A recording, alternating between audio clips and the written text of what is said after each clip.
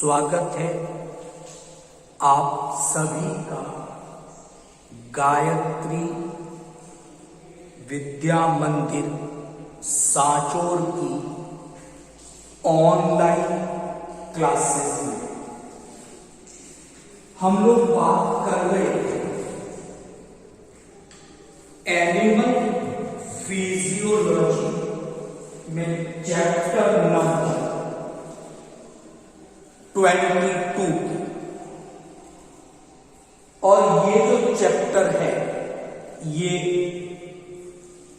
पाचन की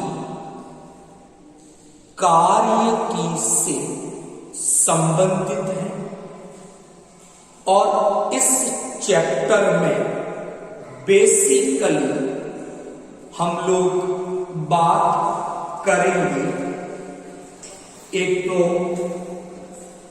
आहार नाल की स्ट्रक्चर के बारे में, यानी एक तो हम डिस्कस करेंगे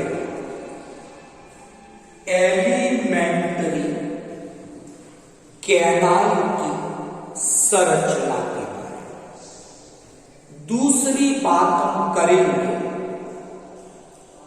पाचक ग्रंथियों के बारे में, डाइजेस्टिव ग्लैंड के बारे में। तीसरे नंबर पे इस चैप्टर में हम कार्बोहाइड्रेट, प्रोटीन, वसा के पाचन की कार्य की का अध्ययन करेंगे और फिर फाइनली इस चैप्टर में हम लोग पचित भोजन के अवशोषण की क्रिया की बात करेंगे। तो कल इंट्रोडक्टिव पार्ट डिस्कस किया गया था और वहां मैंने केवल और केवल आपको पाचन तंत्र की परिभाषा, पाचन की परिभाषा, इसके बारे में जानकारी दी थी। तो आज हम बात कर रहे हैं पाचन से। मैं शुरू करता हूं। अगर हम जंतुओं का अध्ययन करते हैं अलग अलग, तो हम क्या देखते हैं कि पहली बार जो ये पाचन तंत्र है पूरा एक सिस्टम, 11th क्लास में हमने ऐसी बात की थी कि जो जंतुओं का एक फाइलम था निमेटोडा, जिसका एक बड़ा ही कॉमन सा एग्जांपल है एस्केरिस। तो निमेटोड्स में पहली बार सिस्टम तंत्र विकसित हुए और ये पहले ऐसे जंतु थे जिनमें अंग तंत्र, ऑर्गन सिस्टम ग्रेड का लेवल ऑफ ऑर्गेनाइजेशन मिलता है। लेकिन जो जंतु निमेटोडा से जो पहले के संघों के, जैसे प्रोटोजोआ, पॉरीफेरा, इस तरह के जो जंतु, तो हम क्या देखते हैं कि अलग अलग जंतुओं में ये पाचन की जो कार्य की फिजियोलॉजी है वो भी अलग अलग प्रकार की है। तो हम ऐसा लिखते हैं कि पाचन दो प्रकार का, इंट्रा सेल्यूलर डाइजेशन, हिंदी में जिसे हम अंतः कोशिकीय पाचन के नाम से जानते हैं। पहला तो ये हो गया। दूसरा है एक्स्ट्रा सेल्यूलर, बाह्य कोशिकीय पाचन। एक चीज क्लियर हुई कि पाचन दो प्रकार का है, एक्स्ट्रा सेल्यूलर, हिंदी में इसे हम बाह्य कोशिकीय पाचन के नाम से जानते हैं। दूसरा जो है वो है इंट्रा सेल्यूलर डाइजेशन, जिसे हिंदी में हम अंतः कोशिकीय पाचन के नाम से जानते हैं। तो जिन जंतुओं में एक्स्ट्रा सेल्यूलर का मतलब ये है कि कोशिकाएं अपने एंजाइम जो कार्बोहाइड्रेट, प्रोटीन, वसा के पाचन में सम्मिलित होते हैं, तो कोशिकाएं क्या करती हैं? अपने एंजाइमों को बाहर मुक्त करती हैं, यानी सेल से बाहर। तो एक ऐसी संरचना बनी जहां पर एंजाइम मुक्त किए जाते हैं और फिर उन एंजाइमों की सहायता से पाचन की क्रिया होती है। तो इसे एक्स्ट्रा सेल्यूलर कहा। तो हमने कहा यहां जरूरत किस चीज की पड़ी कि कोई ऐसी संरचना बने जहां एंजाइम मुक्त किए जाएं और उसी संरचना में इन एंजाइमों की सहायता से कार्बोहाइड्रेट, प्रोटीन, वसा इनका पाचन, इसे हम डाइजेस्टिव कैविटी, इस संरचना का नाम डाइजेस्टिव कैविटी, पाचन की गुहा या पाचन की नली के नाम से जानते हैं। और यही डाइजेस्टिव कैविटी एलिमेंट्री कैनाल, आहार नाल कहलाता। पहली बार वे सभी जंतु जिनमें इस प्रकार का पाचन हो, एक्स्ट्रा सेल्यूलर, तो उनमें ये क्रिया एक नलीनुमा संरचना में होती है जिसे डाइजेस्टिव कैविटी के नाम से जाना जाता है।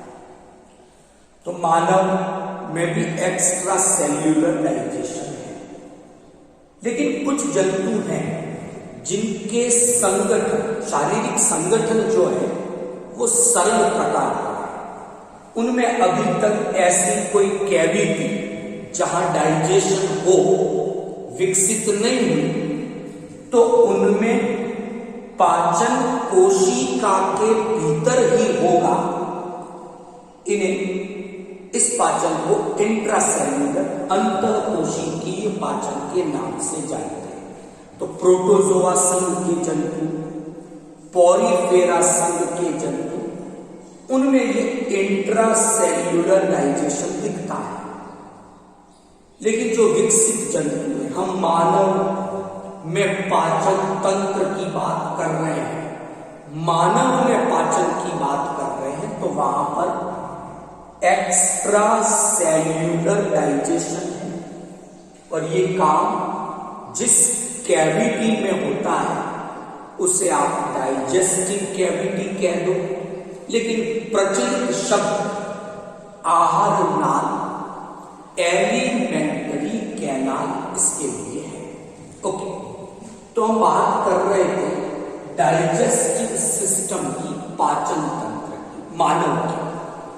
तो जब हम मानव के पाचन तंत्र की बात करते हैं तो मानव का जो पाचन तंत्र है ये दो घटकों से मिलकर बना हुआ है, दो कंपोनेंट है इसके। जो इसका पहला कंपोनेंट है वो आहार नाल, एलिमेंट्री कैनाल है, और जो इसका दूसरा कंपोनेंट है वो डाइजेस्टिव ग्लैंड है, पाचक ग्रंथि है। तो वन बाय वन बात करेंगे। तो आज के इस डाइजेस्टिव सिस्टम के सेकंड पार्ट में हम लोग आहार नाल, पाचन की जो गुहा है, इसके बारे में बात करेंगे। और जो स्टडी हम लोग कर रहे हैं ये हम मानव की आहार नाल, ह्यूमन की एलिमेंट्री कैनाल की बात करें। तो कुछ बातें मानव की आहार नाल से संबंधित पहले डिस्कस करते। नंबर 1, पहली जो जानकारी हम लोग बात कर रहे हैं वो हम लोग ये डिस्कस कर रहे हैं कि जो ये आहार नाल है मानव की, ये करती क्या है। अभी हमने तो बात की केवल पाचन की, कि एंजाइमों की सहायता से कार्बोहाइड्रेट का, वसा का, प्रोटीन का पाचन ये करती है। और क्या करती है? तो पहली बात जो आज हम लोग डिस्कस करेंगे वो ये करेंगे कि पाचन तंत्र का जो ये फर्स्ट कंपोनेंट है, पहला जो घटक है एलिमेंट्री कैनाल, वो कौन कौन से महत्वपूर्ण कार्य करती है, इस पे बात करेंगे। नंबर 1, आहार नाल का जो पहला काम है वो है पाचन।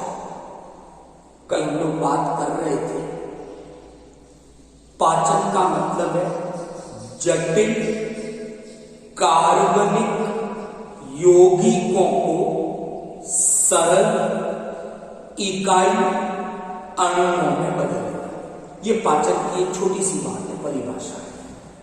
तो एलिमेंट्री कैनाल वो संरचना है जहां पर एक्स्ट्रा सेल्यूलर डाइजेशन की क्रिया होती है, यानी यहां पर बाह्य कोशिकीय पाचन की क्रिया संपन्न होती है। एक काम तो इसका यह होगा कि यहां पर एक्स्ट्रा सेल्यूलर डाइजेशन की प्रोसेस होती है।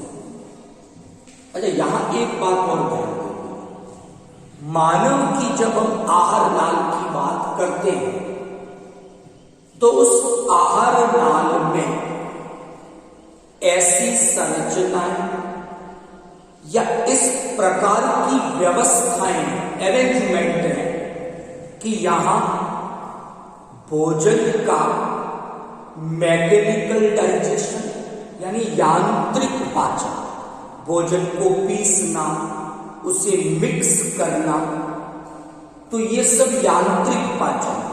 तो मानव की आहार नाल में भोजन के यांत्रिक पाचन की भी सुविधा है, प्लस एंजाइमों की सहायता से पाचन यानी रासायनिक पाचन, केमिकल डाइजेशन। तो जो एलिमेंट्री कैनाल है उसका पहला काम हुआ डाइजेशन, पाचन। कौन सा पाचन वहां है? बाह्य कोशिकीय, और वो यांत्रिक तरीके से भी होता है और वो रासायनिक तरीके से भी होता है। एक काम हुआ आहार नाल का ये। नंबर 2, आहार नाल पाचन के साथ साथ पचित भोजन का अवशोषण, कि जो सरल इकाई अणु है इनका अवशोषण करना, ये काम भी एलिमेंट्री कैनाल, आहार नाल का होता है। तो पाचन के साथ साथ आहार नाल अवशोषण के कार्य में भी सम्मिलित होती है। तो ये जल का, विभिन्न प्रकार के सरल कार्बनिक अणुओं का, विटामिन्स का अवशोषण करती है। तीसरी बात, एलिमेंट्री कैनाल में कुछ समय के लिए भोजन संचित भी रह सकता है। तो भोजन संचय का भी इसका काम होता है। तो ये कुछ कार्य हैं जो आहार नाल हमारे शरीर में करती है। नंबर 2, जो दूसरी बात मैं डिस्कस कर रहा हूं आहार नाल के बारे में, कि मानव की जो आहार नाल है उसके लिए हम एक शब्द काम में लेते हैं कि ये कंप्लीट है, मानव में पूर्ण आहार नाल है। अब कंप्लीट का अर्थ यहां पर यह है कि आहार नाल का प्रारंभ माउथ, मुख से होता है और ये समाप्त हो जाती है एनस, गुदा द्वार पर। तो अगर किसी जंतु में ऐसी आहार नाल है जो मुख से प्रारंभ होकर गुदा द्वार पर समाप्त हो जाए, उसे पूर्ण आहार नाल के नाम से जाना जाता है। तो मानव की जो आहार नाल है वो कंप्लीट पूर्ण आहार नाल है। नंबर 2, आहार नाल एक लंबी संरचना है। मानव में जब हम बात करते हैं तो आहार नाल की लंबाई लगभग अप्रोक्सीमेटली 4 से 4.5 मीटर के आसपास इसकी लंबाई होती है। जब इतनी लंबी और ये पूरी आहार नाल यहां पर उदरीय गुहा, एब्डोमिनल कैविटी, उसमें ये व्यवस्थित, तो 4.5 मीटर जब वो लंबी है तो स्ट्रेट तो हो नहीं सकती। तो मानव की आहार नाल कुंडलिक, एक कॉइल्ड स्ट्रक्चर। तो अभी तक मैंने 2 प्रॉपर्टी डिस्कस की। मानव की एलिमेंट्री कैनाल कंप्लीट है, तो यानी ये मुख से गुदा द्वार तक व्यवस्थित है पूरी। नंबर 2, अप्रोक्सीमेटली लंबाई जो है इसकी 4 से 4.5 मीटर है और इसलिए ये एक कुंडलित संरचना के रूप में है। व्यक्ति की जब मृत्यु हो जाती है, पेशियां शिथिल हो जाती है ऊर्जा के अभाव में, एटीपी की अनुपस्थिति, तब ये आहार नाल फैल जाती है और इसकी लंबाई लगभग 7.5 मीटर से 8 मीटर के आसपास हो जाती है। तो आहार नाल से संबंधित 2 बातें हमने डिस्कस की। अब हम बात करेंगे मानव की। जब हम आहार नाल की स्टडी करें तो वहां कौन से भाग हैं और कौन से भाग में कौन सी महत्वपूर्ण संरचनाएं हैं, इस पे हम डिस्कस करेंगे। तो आज केवल इंट्रोडक्शन डिस्कस करेंगे इसका। कल हम 1 बाय 1 एक पार्ट के बारे में कंप्लीट स्टडी करेंगे।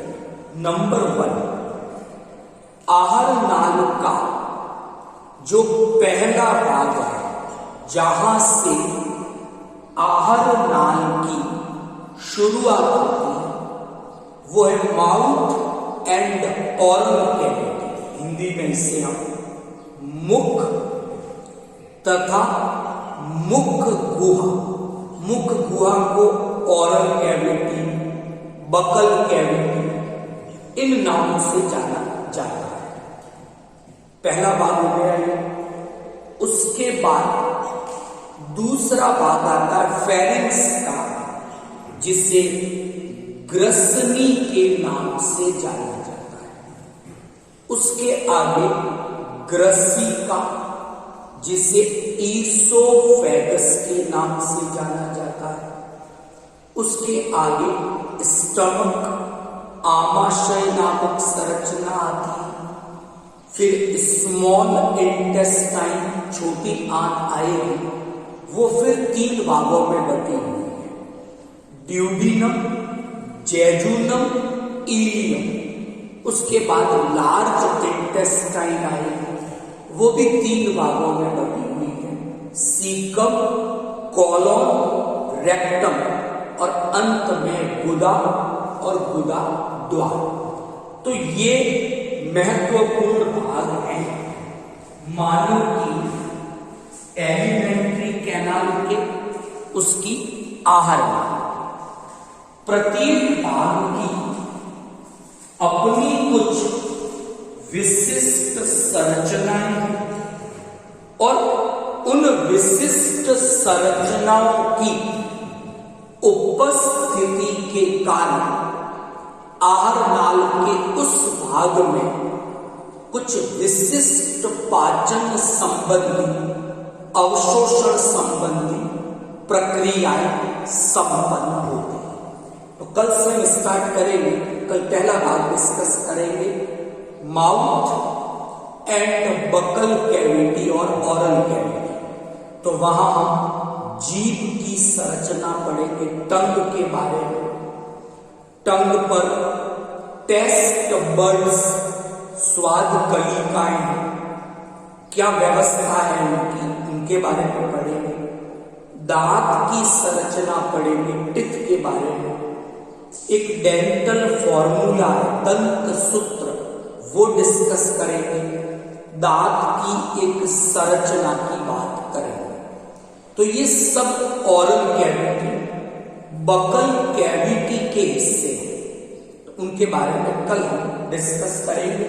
तो कल का लेक्चर बेसिकली 2 इंपॉर्टेंट एस्पेक्ट पर रहेगा, टंग के बारे में और हम टूथ के बारे में यानी दांत के बारे में कल डिस्कस करेंगे।